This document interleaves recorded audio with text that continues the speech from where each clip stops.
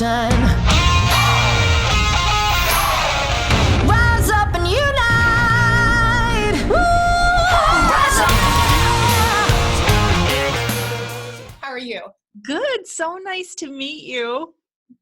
Likewise. I love your daughters. They're both so precious. I love following them, and you can just tell you guys have a really special family. Oh, thank you. They love you. And we all just love the jewelry so much. So I was just so honored that you took this time to have a call with me today, a video call. And I appreciate you spending the time with me this morning. Of course. My pleasure. So tell me a little bit about how did it all get started? It seems like such a big name now, but can you tell me a little bit about the beginnings? Yeah, it's kind of a story that I feel like it kind of fell in my lap. I guess I've always been creative. I was doing these vintage belt buckles with a girlfriend, and we were selling them. We were buying these buckles and all this vintage jewelry, and we were gluing it on into all these crazy creations, and they were really neat, actually, one of a kind pieces. And so I had this collection of vintage jewelry at home, and I'd kind of gotten out of the buckle business for a while, and had my kids, and I was watching the Zoe Project on TV, and Taylor had this sideways cross, and I fell in love with it. I'd never seen anything like it. I was like, I have to have it. And so I Googled and found it at a store in LA, but it was way out of my price range and I couldn't afford it. So I went, looked through all my vintage jewelry, found this open cross, and figured out how to make my own sideways cross. And that kind of spiraled into my friends wanting it, my family wanting it. And my husband was actually the one that really encouraged me. Hey, I think you have something here. Wow. Started with the sideways cross. Selling them. Yeah. And then I did, and it just kind of snowballed from there. It wasn't by plan. I really do feel like it kind of dropped in my lap. So. Wow. So then how did you take it to the next step from there with your friends and family? Well, I feel like for me, like in my personality type, because at the time I was a stay-at-home mom and I was really happy to do that. I love my boys, I love doing what I was doing. And, I had to really get behind it myself and believe in myself. And I remember I was reading in a magazine a story about another designer that had started her own jewelry company. And for some reason, her story just super inspired me. And I'm like, oh, well, if she can do it, and she has kids and she has a family, I can do it too. Right. And that was just kind of the defining moment for me where I'm like, okay, I'm going to do this. And I just started researching and Googling, and the creation part is really easy for me. Like I can design all day, every day. It's the actual forming of the business was what was a real challenge. But when you want something bad enough, you can do it. That's interesting. So you felt you had to believe it first before you could even move forward. And was that a process to get to that? It was, because my husband was really the one that believed in me, because he saw everyone responding to me. But I think sometimes, we don't see how people respond to ourselves. It's so much clearer outside of you, Right. And so he had the great perspective on it, because he was watching the positive responses and people wanting it. And I think that I just had to read another person's story and know that it could be done, and that I could do all things well and on my own terms. I'm kind of that personality where I need to be able to do it my way and not be told how to do it. And so that I think that was big for me as well too, is discovering that if I was going to commit to this, I was going to do it on my own terms in my own way. So. Well, and it's worked out well. It's worked out great. Like, I just can't believe it every day. I just can't believe what I get to walk into. So. How many years has it been? Well, I officially became a business in 2011. I was doing it a little bit before that, but so what is it, 2019? So I guess 8 years. Yeah. Wow. Good for you. Well, I wanted to ask you if you could think of like 5 things that you felt really made an impact in your business, and if you could share those with us today. Yeah. So I think that one of the biggest lessons I've learned through business that has remained with me and still remains with me every day is that you have to be able to embrace mistakes. I look at them as gifts. Like every time you make a big mistake and you pay for it, you learn so much from it. You never do it again. You know what I mean? Because you don't want to make that mistake again. And there's always so much wisdom in that. So I feel like if you're willing to learn from your mistakes, they can be literally your greatest asset. And everyone that works with me, I tell them the same thing. I'm like, do not be afraid, just be courageous, move forward. If you make a mistake, who cares? Then we learn from it, you know? And I know that's harder for some personalities, but to me, I feel like it's really paid off well and created a more free, creative environment for people and myself. So that's one. Can you think of a mistake you made where that really was a defining moment? Not to put you on the spot, but I've made so many that like, I mean, it's just hard for me to remember back because, let's see, mistakes. Well, probably in just, I mean, one thing that I can just think of is buying certain materials and like realizing then that they weren't the quality standard that I wanted, and then having to recall all of it. and because I believe in owning my mistakes. So, you know, I will make it right. And so that costs us a lot of money sometimes, but to me, it's worth every bit of it. Yeah. Or, you know, I made a design and it was too similar to somebody else's and didn't know that until after the fact, until after we had created it and purchased it. And then I just decided to hold, like I paid for all of it and just held it. So there's just a lot of things that I've done that have cost me money, but at the same time, they've given me peace. Right. Well, and it keeps your quality at such a high standard too. Yeah, we try really hard on that. I mean, some things are out of our control sometimes, but when we can correct it, we absolutely are on that, you know. So love that. That's a great first one. What else do you got for us? I always believe in learning and growing. So I constantly listen to podcasts. I love podcasts. So good. Like every morning when I'm doing my makeup and starting my day, I always have on a podcast. And I just love to learn and grow and believe that, I mean, I will never stop needing to learn more and grow more. Right. I just want to be a good human being and provide something positive. Right. And I think you can do that through any medium that you're working in. So I just think it's really important for me to keep on top of myself. Mm-hmm. And that would probably bring me to a third one, which is counseling. I'm a big believer in counseling for myself. Mm-hmm. I've had a lot of challenges in my life, and life can just be difficult. And so I am very committed to my counseling. I see a therapist once a week, and for me, it has provided me so much wisdom and peace and discernment in my life. And I'm just a better person for it. Well, that's awesome. And I appreciate you sharing that with us, because I think that will help a lot of people. Can you name a favorite podcast that you listen to? Right now, I'm listening to Oprah's Super Soul Sunday podcast, which is so funny. It's been so amazing because it's just all these different people that have all this wisdom and experiences.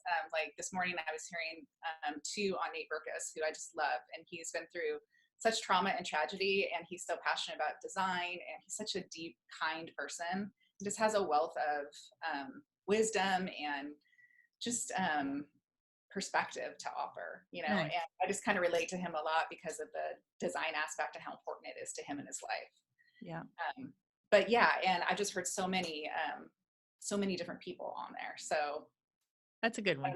I think that's one of my favorite ones right now. I change them all the time, but that's my favorite one right now. Me too. Thanks for sharing that. Yeah. So we're through 3, right? Okay. Okay. So another one I would say is, I really believe in rest a lot. I didn't always believe in that, but as I've gotten older, I realized that it's really important to have downtime. And I really encourage everybody that I work with to do the same. This is your job, and you come here and, you know, you work your 8 hours. And after that, I want people to enjoy their lives. Yeah. I try to set our hours at a shorter time span than most companies. Really? Because I really want people's personal lives to be their most important, so that when they are at work, they can give all that they can, and they're not taxed and burned out. And I try to take a day every single week where I just chill. I just do what I want. Don't worry about it. I say no to a lot of things so that I can have downtime and rest time. So that's been huge, and I encourage it in everybody. Sometimes I feel like it takes age to learn that. But I feel like that too. What are their hours that they work then for you? Our work hours are 7 to 3. So it's a full 8-hour workday, but they get, Right. breaks and lunch and stuff like that. So I just wanted it to be kind of more conducive so that people could have a life, Yeah. they get up at 3, they've got till whatever time they want to go to bed, and Right. they can actually do something with that time. So That's so important. And I think yeah. it is a misstep. And you're right. It does take age for us to realize that. But you're such a stronger person. You have more creative energy, more ideas when you're well rested. Absolutely. I love that.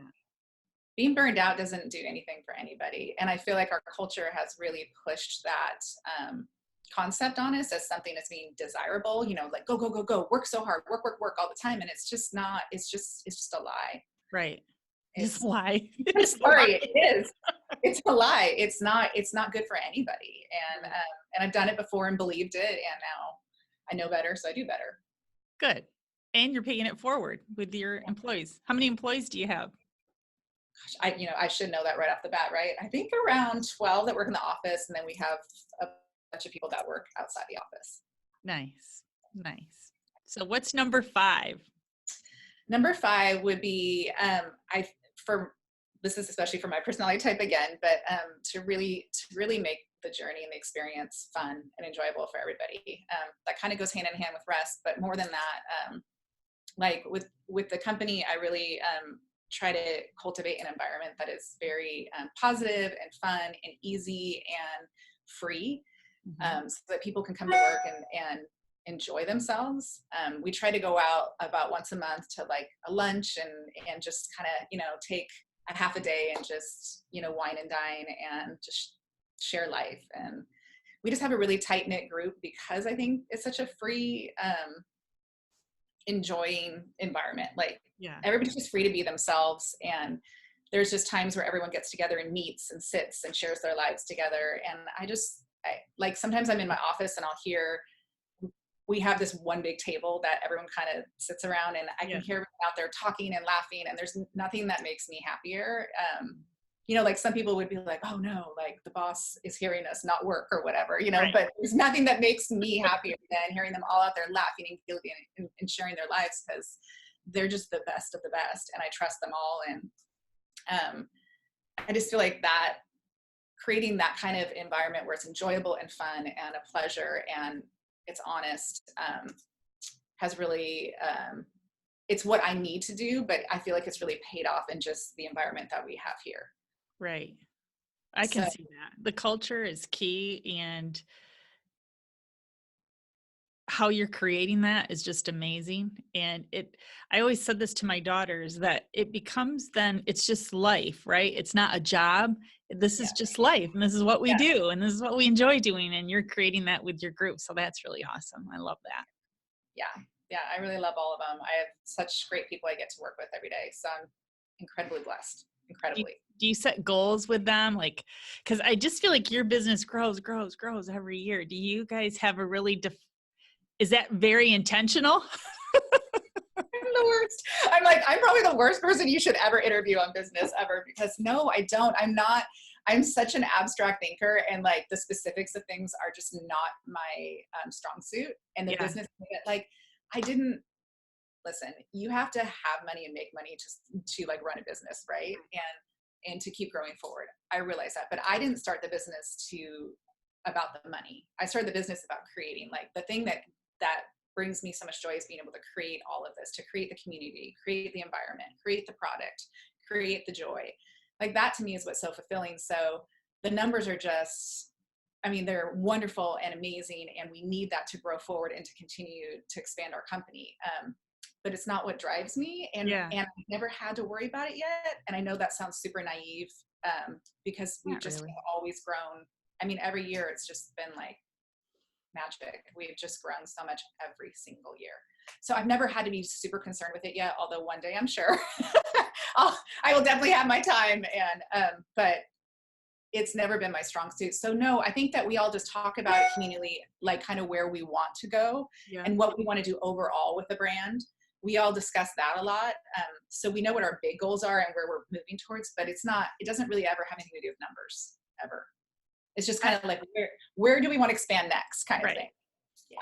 I just love that because I'm around so many people all the time where it's just numbers, and you must know your numbers. And that to hear you say that and to be so successful, that's just, I love it. That's refreshing. And I appreciate that so much. I told you I had to do it my way. I couldn't do it if it was the numbers. Like I spent years in retail, and it was all about the numbers. Like I had to make my numbers, and it would almost kill me sometimes. Like I always did, but it would drain me in such a way that I knew I could never do that long term. You know, like I couldn't do that for my whole life. And so if I can't do that to myself, how can I do that to other people? You know, so I just really believe in treating people how you want to be treated. And I try to really use that as my golden standard, like across the board.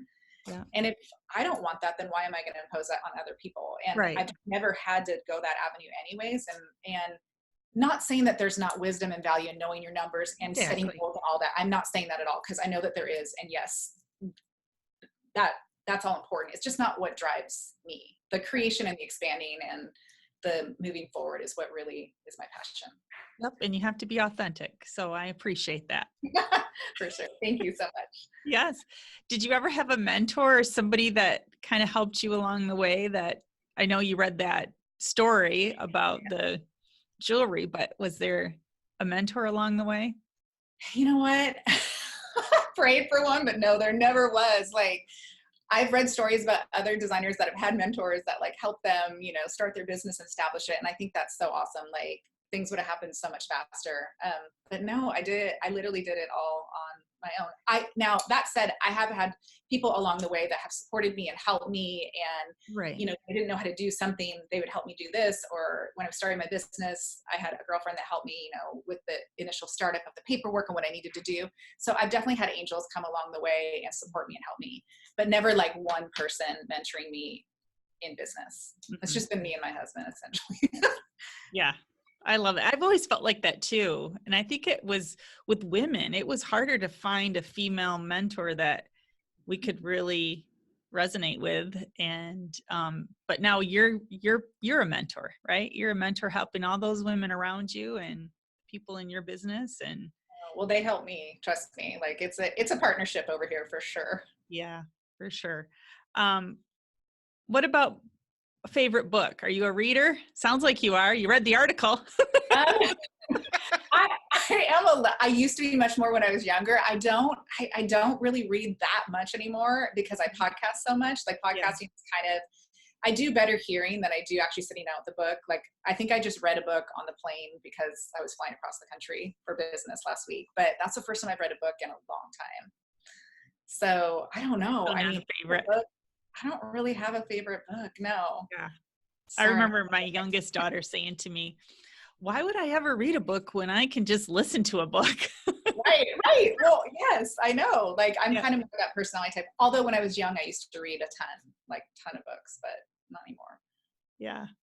Yeah. I will be respectful of your time, and I really appreciate this and just getting to know you. I mean, I feel like you've built this huge brand, but you're never really out in front. Like your jewelry is out in front and you're kind of behind. And so it's just nice to put your beautiful face to this and to spend a few minutes with you. And those are 5 really powerful things. And I appreciate your honesty, your authenticity. That's what we're looking for. And that will inspire so many people. Oh my gosh, of course, anytime. And I think being authentic, again, would probably be number 6. On the success, like if you're not authentic, people just smell that. I feel like they can just sense that. And why would you want to do it anyways? If it's not authentically who you are and what you want to put out there to everybody, that just seems pointless to me. So I think being authentic is really key to anything you want to do. So we got a bonus one out of you. I love that you said that. Okay. All right. Well, thanks, Miranda. You have a great rest of the day, and we appreciate your time. It's great to meet you. Okay. You too. Bye-bye. One life for the revolution.